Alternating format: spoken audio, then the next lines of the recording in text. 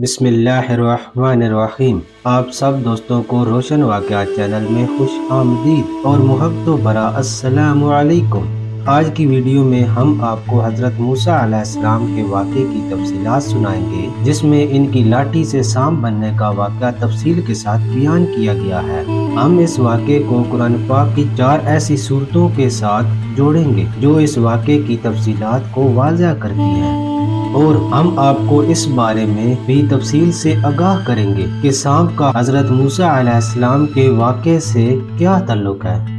दोस्तों, हम आपको बताएंगे कि जब हज़रत मूसा अलैहिस्सलाम का मुकाबला फ़िरौन के दरबार में जादूगरों के साथ हुआ तो ऐसा क्या था कि वो भी ईमान लाने पर मजबूर हो गए। उनके साथ क्या वाक़या हुआ था कि वो अल्लाह के नबी पर ईमान ले आए। बराह करम हमारी वीडियो को आखिर तक देखें। हम आपको आपके तमाम सवालात के जवाबात जो इस वाक़े के मुतल्लिक आपके जहनों में हैं, इनके जवाब देंगे। और अगर आपने अभी तक हमारे चैनल को सब्सक्राइब नहीं किया तो फौरन सब्सक्राइब कर लें, ताकि आप तक हमारी हर नई इस्लामिक वीडियो पहुँच सके। मेरे प्यारे दोस्तों, एक मर्तबा अल्लाह ताला ने हज़रत मूसा से पूछा कि ऐ मूसा, तुम्हारे दाएं हाथ में क्या है। हज़रत मूसा अलैहिस्सलाम ने बड़े फख्र से कहा कि ऐ अल्लाह, ये मेरी लाठी है। जब मैं थक जाता हूँ तो इस पर टेक लगा लेता हूँ और इससे दरख्तों के पत्ते झाड़ता हूँ और फिर इन पत्तों को अपनी बकरियों को खिलाता हूँ। अल्लाह ताला ने फिर हज़रत मूसा को हुक्म दिया कि ऐ मूसा, आप इस लाठी को ज़मीन पर डालो। मूसा ने अल्लाह के हुक्म से इस लाठी को ज़मीन पर डाल दिया, और जैसे ही हज़रत मूसा लाठी को डालने लगे तो वो लाठी अचानक से सांप की सूरत इख्तियार कर गई। ये देखकर हज़रत मूसा अलैहिस्सलाम बहुत डर गए, लेकिन अल्लाह अज़्ज़ा व जल ने फरमाया कि ऐ मूसा, डरो नहीं, हमने इस लाठी को सांप बनाया है। अब फिर हम इसको अपने हुक्म से लाठी बना देंगे। और मेरे प्यारे दोस्तों, हम आपको बताते चलें कि हज़रत मूसा अलैहिस्सलाम का इस वाक़या के साथ बड़े गहरे तल्लुक़ का जिक्र मिलता है। जैसा कि कुरान पाक में 4 सूरतें ऐसी हैं जिनमें हज़रत मूसा का वाक़या बयान किया गया है। ये 4 सूरतें सूरत तवाहा, सूरत शुआरा, सूरत कसस और सूरत नमल हैं। जब आप लफ्ज़ तवाहा पर गौर करें तो तवाहा की हरूफी शक्ल सांप की शक्ल की तरह लगती है। जैसे सांप जब कुंडली मार कर बैठता है तो इसकी शक्ल तवाहा की तरह होती है। ये जिक्र ऐसे वाक़यात को भी इशारा देता है जो हज़रत मूसा अलैहिस्सलाम के वाक़यात से मुतल्लिक हैं। अल्लाह ताला ने हज़रत मूसा से कहा कि आप डरो नहीं, मैं इसको दोबारा लाठी बना दूंगा। इसके बाद अल्लाह ताला ने हज़रत मूसा अलैहिस्सलाम से कहा कि आप अपने हाथ को अपनी बगल में डालकर बाहर निकालो।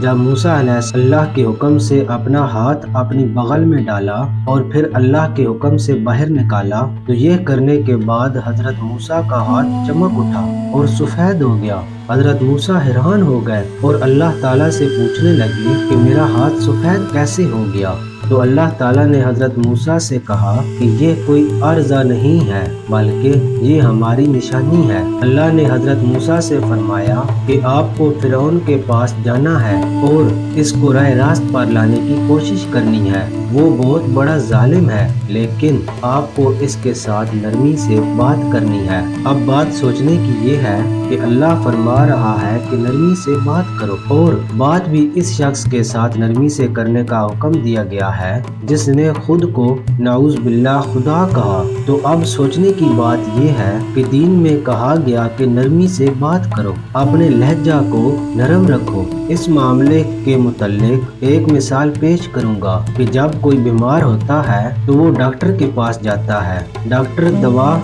दे देता है, इंजेक्शन लगा देता है या ऑपरेशन कर देता है, मगर ये मिसाल दीन के लिहाज से गलत है, क्योंकि जैसा मरीज हो इसका इलाज भी वैसा ही करना चाहिए। अगर ऐसे ही मामले ठीक हो सकता तो अल्लाह हज़रत मूसा को हुक्म देते कि ऐ मूसा, जाओ जाकर फ़िरौन का ऑपरेशन करो। वो मेरी बजाय खुद को खुदा मानता है, वो बहुत जालिम है। मगर अल्लाह ने कहा कि जाओ मूसा और इसके साथ नरमी से बात करो। अब इस बात से ये वाज़ेह होता है कि दीन का काम करने वालों को नरमी का रवैया इख्तियार करना चाहिए। کیونکہ بدسلوکی اور ظلم یہ ہمارے دین کا شیوا نہیں۔ ایک دفعہ حضرت موسیٰ علیہ السلام نے بچپن میں انگارہ منہ میں ڈال لیا تھا، جس کی وجہ سے ان کی زبان میں لکنت آ گئی۔ جب وہ بولتے تو ان کی آواز صاف نہیں نکلتی تھی، جس سے ان کی بات صحیح سمجھ نہ آتی۔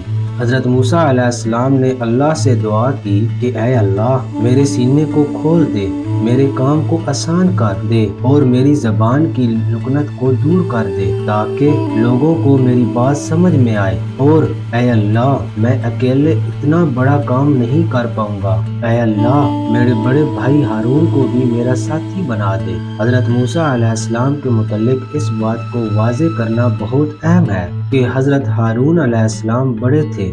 بہت سارے لوگ انہیں چھوٹا سمجھتے تھے، لیکن واقعتاً وہ بڑے تھے اور حضرت موسیٰ علیہ السلام چھوٹے تھے۔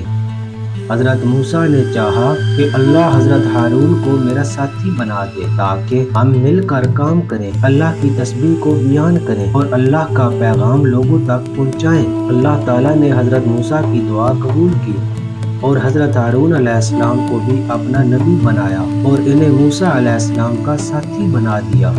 حضرت موسیٰ اور حضرت ہارون علیہ السلام اللہ کے حکم سے فرعون کے دربار میں پہنچے اور فرعون سے حضرت موسیٰ نے کہا، میں اللہ کا رسول ہوں اور میں اس لیے آیا ہوں کہ بنی اسرائیل کو فلسطین لے کر جاؤں، جو ان کے باپ دادا کی سرزمین ہے۔ یہ سب سننے کے بعد فرعون نے پوچھا، تم کس کے رسول ہو؟ حضرت موسیٰ نے کہا، میں اللہ رب العالمین کی طرف سے تم سب کا رسول ہوں۔ فرعون نے کہا، کیا کوئی نشانی ہے تمہارے پاس کہ تم اللہ کے رسول ہو؟ حضرت موسیٰ نے اپنی لاٹھی کو زمین پر ڈالا، زمین پر ڈالتی ہی وہ لاٹھی سانپ بن گئی۔ پھر حضرت موسیٰ نے اپنا ہاتھ نکالا جو سفید ہو گیا۔ فرعون نے جب یہ سب دیکھا تو اس نے حضرت موسیٰ سے کہا کہ تم جادوگر ہو۔ ٹھیک ہے، تم اگر جادوگر ہو تو ہمارے پاس تم سے بڑے بڑے جادوگر ہیں۔ اس نے حضرت موسیٰ سے کہا، ہم دن طے کر لیتے ہیں اور تمام بڑے بڑے جادوگروں سے تمہارا مقابلہ کرواتے ہیں۔ اگر تم مقابلہ جیت گئے تو ہم تمہیں اللہ کا رسول ماننے کو تیار ہیں۔ حضرت موسیٰ نے کہا، ٹھیک ہے، ہمیں یہ مقابلہ منظور ہے۔ چنانچہ فرعون نے مقابلے کا اعلان کیا، جس میں حضرت موسیٰ بھی شامل تھے۔ جب مقابلہ شروع ہوا تو حضرت موسیٰ سے جادوگروں نے پوچھا کہ پہلے آپ اپنا جادو دکھائیں گے یا ہم؟ اس پر حضرت موسیٰ نے جواباً کہا کہ پہلے آپ اپنا جادو دکھاؤ، پھر ہم دکھائیں گے۔ تو جادوگروں نے حضرت موسیٰ کے کہنے کے بعد اپنی رسی کو زمین پر ڈال دیا، جس سے سانپوں کا جلداں اور بہت سارے سانپ بن گئے۔ حضرت موسیٰ یہ دیکھ کر ڈر گئے، لیکن پھر یہ صدا آئی کہ اے موسیٰ، آپ خوف نہ کھائیں، کیونکہ آپ کے پاس ایمان کی طاقت ہے۔ یہ سن کر حضرت موسیٰ کا ڈر ختم ہو گیا۔ اس کے بعد حضرت موسیٰ نے اپنی لاٹھی کو زمین پر ڈالا، جس سے وہ بہت بڑا اژدہا بن گئی۔ اس اژدہے نے سانپوں کو دیکھا، جو کہ جادوگروں کا دھوکہ تھا۔ وہ لوگوں کو بے وقوف بنا کے ان رسیوں کو سانپ دکھا رہے تھے۔ اس اژدہے نے ان تمام سانپوں کو ختم کیا۔ جادوگروں کو یہ دیکھ کر حیرانگی نہ ہوئی، کیونکہ ان کو یہ بات تو معلوم تھی کہ یہ جادوگر نہیں ہے بلکہ ایمان کی طاقت ہے۔ یہ سب کچھ دیکھنے کے بعد وہ حضرت موسیٰ پر ایمان لے آئے اور ان سب جادوگروں نے اسلام قبول کر لیا، اور انہوں نے اس بات کو بھی قبول کیا کہ موسیٰ کی طاقت اللہ کی طاقت ہے۔ یہ سب دیکھنے کے بعد فرعون نے ان کو دھمکی دی کہ وہ انہیں سزا دے گا، لیکن حضرت موسیٰ نے کہا کہ سزا کا اختیار ہمارے اللہ کے پاس ہے، ہمیں اس بات کی کوئی فکر نہیں۔ اس تمام واقعے سے ہمیں یہ سبق ملتا ہے کہ سزا اور جزا کا اختیار صرف اللہ کو حاصل ہے، اور جو یہ اختیار اپنے پاس میں لینے کی کوشش کرتا ہے، اس کا انجام فرعون جیسا ہی ہوتا ہے۔ امید کرتے ہیں کہ آپ کو یہ ویڈیو بہت پسند آئی ہوگی، اور میری یہ دعا ہے کہ اللہ ہم سب کو صراط مستقیم پر چلنے کی توفیق دے۔ آمین ثم آمین۔